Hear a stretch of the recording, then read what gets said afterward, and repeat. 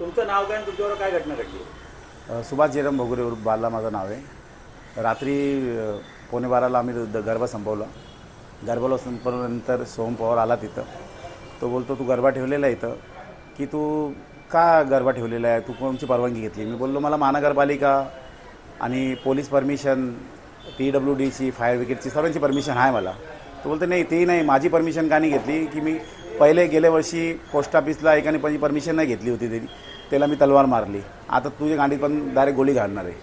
असं बोलून मी त्याला बोललो की बाबा एक 8 दिवसचा कार्यक्रम झाले आहे, तो एक काम कर, तू उद्याचा दिवस पण जाऊ दे, परवा दिवशी मी देवी घेऊन जाऊन विसर्जन करून घ्या. बोलतो नाही, आजची आज व्हायला पाहिजे आणि उद्यापासून गरबा चालायला पाहिजे नाही. तर मी बोललो की ठीक आहे थोडा बोलूया. नाही बोलतो बोलूया नाही, निघ इथून आणि बंद कर बोलतो. तर मी त्याला बोललो की नाही एक दिवस थांब.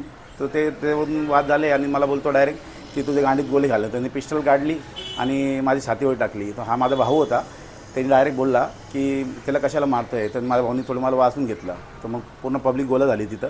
गोळा झाल्यानंतर लोकांनी थोडं वावा केली तर तो बाहेर निघून गेला. मग त्यांनी हवेमध्ये 2 फायरिंग केली त्यांनी. ही घटना किती वाजता घडली? 12:30 दरम्यान. कडू बोल वृत्तवाहिनी, सत्याचा कडवट आवाज.